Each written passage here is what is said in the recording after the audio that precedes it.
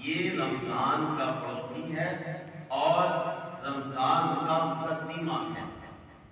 جیسے نماز فرض ہوتی ہے تو ہم اس سے پہلے سنتیں پڑھتے ہیں، اچھا سا وضو کرتے ہیں، مسجد میں آتے ہیں اور نوافل ادا کرتے ہیں، جیسے یہ عمل سارا کا سارا عین ثواب ہے اور نماز کی تیاری کا حصہ ہے، ایسے ہی یہ شعبان المعظم کا مہینہ یہ بھی بمنزل انہی اوقات کی طرح ہے کہ اس میں ہم رمضان المبارک کی تیاری کرتے ہیں، اس کے لیے اپنے آپ کو فارغ رکھتے ہیں، معمولات کو ترتیب دیتے ہیں۔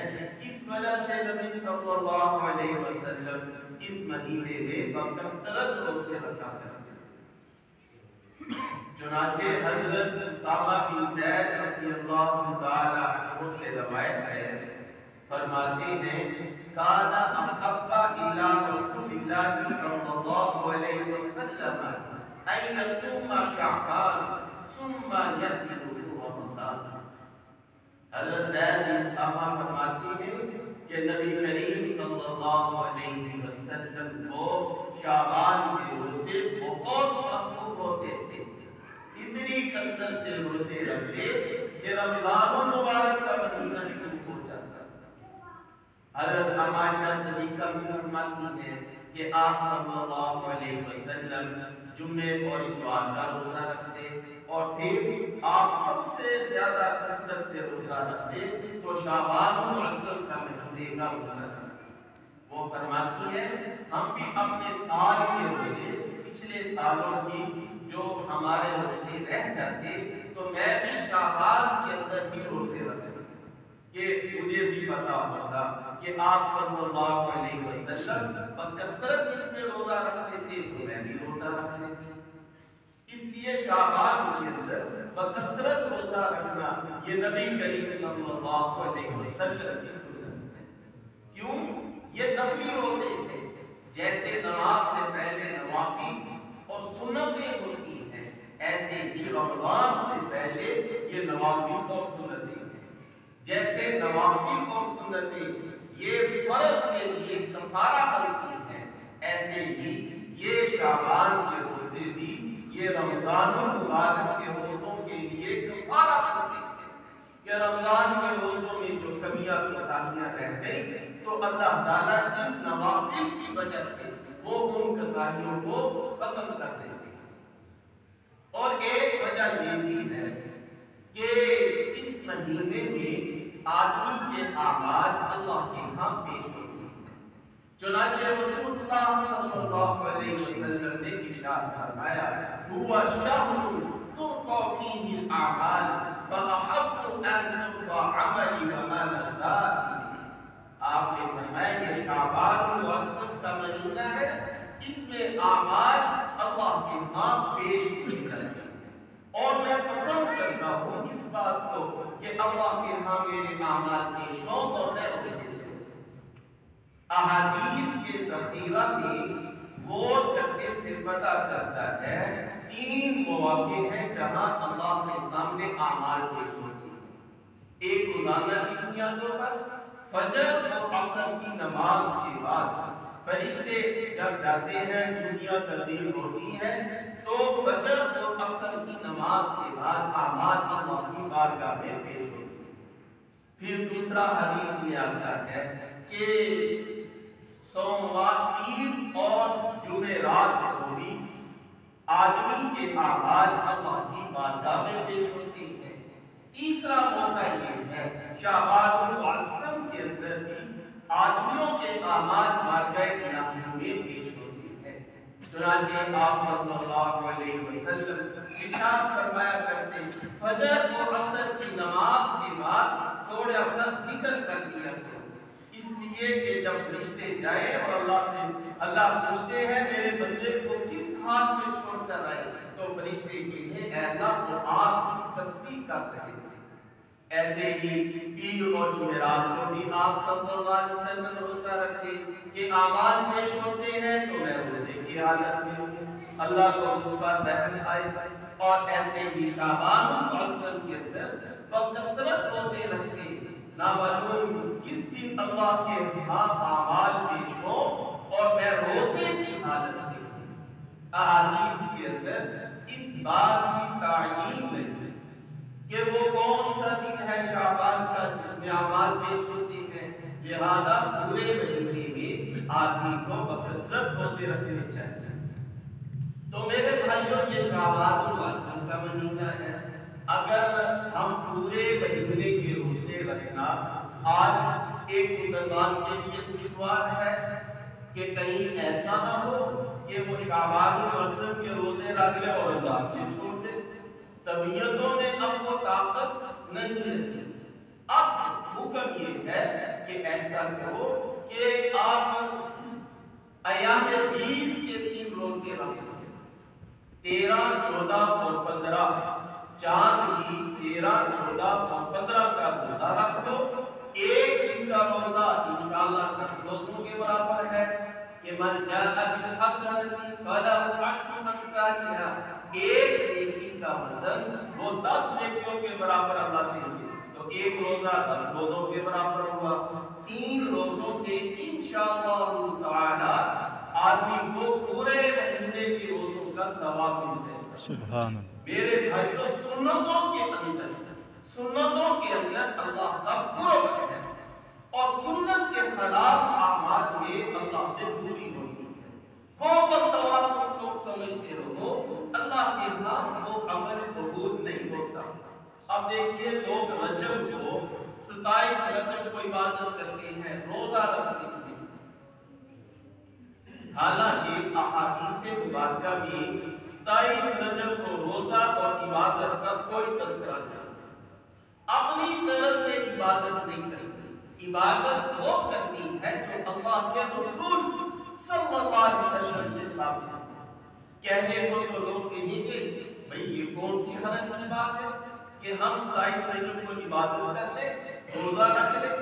بھئی حرج کی کوئی بات نہیں، لیکن جب آپ نے طے کر لیا کہ اس رات کی عبادت ثواب ہے، یہ آپ نے دین میں زیادتی کی۔ بھئی آپ کو کس نے بتایا 27 رجب کا روزہ ہے، 27 رجب کی عبادت ہے، کس نے بتایا؟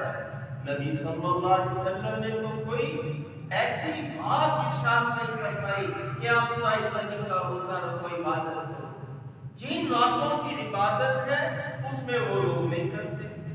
اور ایک بات خوب ذہن میں رکھیں، یہ جو خلاف سنت اعمال ہیں جن کو ہم بدعات کہتے ہیں، یہ کہنے کو تو بدعت ہے، لیکن اس کی ایک بہت بڑی نحوست ہے کہ بدعات کے ارتکاب سے آدمی کو سنت سے محروم کر دیا جاتا ہے۔ کیوں؟ بدعت ظلمت ہے، سنت یہ نور ہے۔ جب ظلمت آتی ہے وہ غائب ہو جاتا ہے۔ چنانچہ بدعات کے ارتکاب والے فرائض سے محروم رہتے ہیں، اور یہ بہت تجربے کی بات ہے۔ جو بدعات کا ارتکاب کرتے ہیں آپ دیکھیں گے مسجدیں خالی ہوں گی، وہ فرائض اور واجبات کو پورا نہیں کریں گے۔ کیوں؟ انہوں نے دین میں زیادتی کر دی ہے، نبی صلی اللہ علیہ وسلم کے لائے ہوئے دین میں زیادتی کرتی ہے، اور وہ ظلمت ہے۔ تو ظلمت کی چیزوں میں لوگ بڑھ چڑھ کر حصہ لیتے ہیں، اور جب کہا جائے کہ یہ شعبان کا مہینہ ہے اس میں روزے رکھو تو کوئی بھی روزہ کی طرف نہیں آتا، اور یہ بات نبی صلی اللہ علیہ وسلم سے ثابت ہے۔ لہذا یہ شعبان المعظم کا مہینہ یہ در حقیقت روزوں کی تیاری کے زمرے میں ہے۔ اس لیے نبی صلی اللہ علیہ وسلم اس مہینے میں کثرت سے روزے رکھتے تھے۔ ہمارے لیے کثرت اتنی ہی بات کافی ہے کہ ہم 3 روزے رکھ لیں ایام 20 کے، تو انشاءاللہ تعالی پورے مہینے کا ثواب مل جاتا ہے۔ اور دوسرا یہ کہ اس مہینے کے اندر بکثرت قیام اللیل اور دعا اور اذکار کے اندر لگا جائے، چونکہ یہ رمضان کے قریب ہے۔ حضرت مجدد الفسانی رحمت اللہ علیہ فرمایا کرتے شعبان کو رمضان سے وہی نسبت ہے جو ایک سحری کو طلوع آفتاب سے ہوتی ہے۔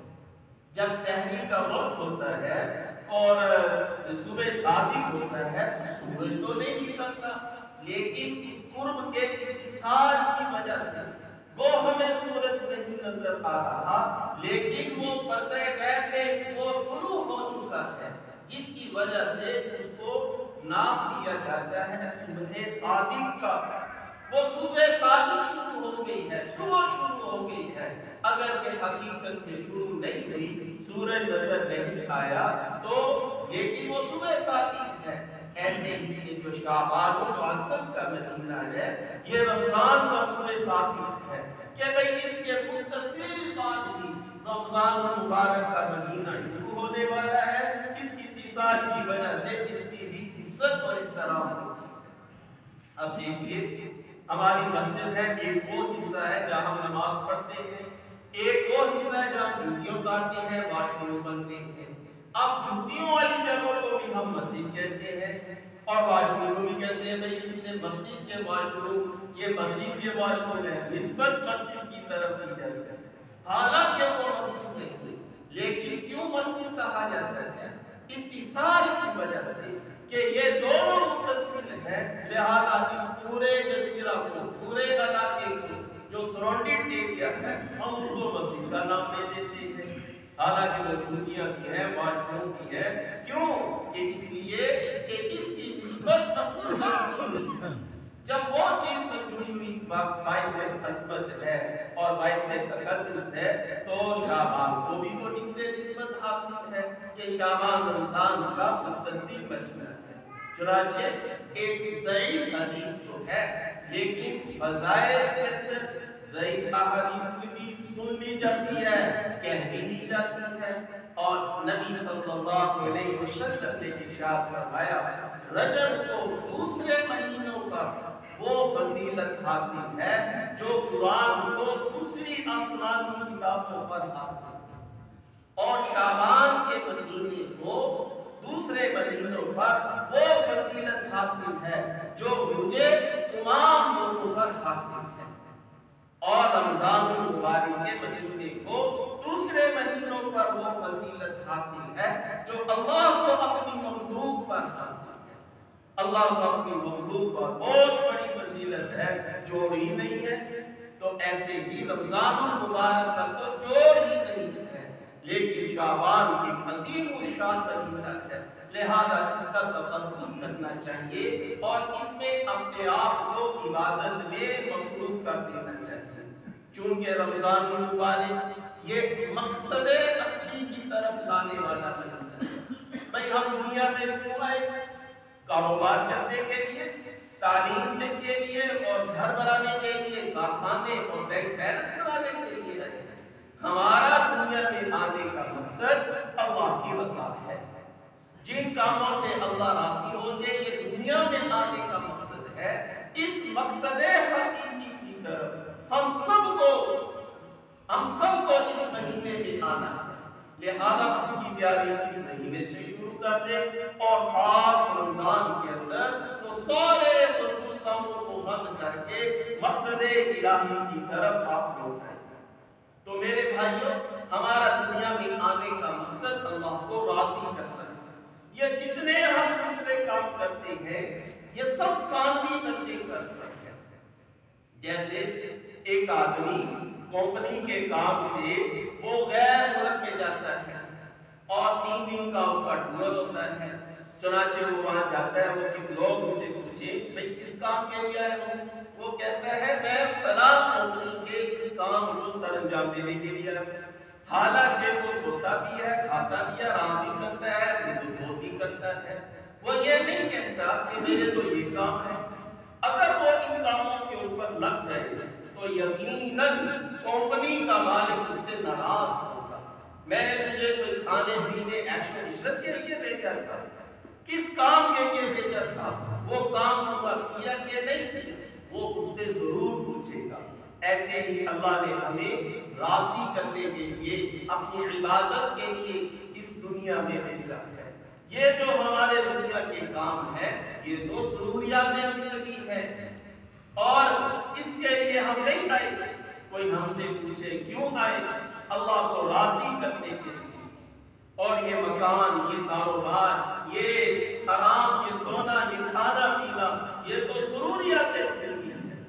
اس لیے نبی صلی اللہ علیہ وسلم نے ارشاد فرمایا الکیس من دان نفسہ وعمل لما بعد الموت۔ عقل مند آدمی وہ ہے جس نے اپنے نفس کا محاسبہ کیا، وعمل لما بعد الموت، اور موت کے بعد کی اس نے تیاری کی، یہ ہے عقل مند آدمی۔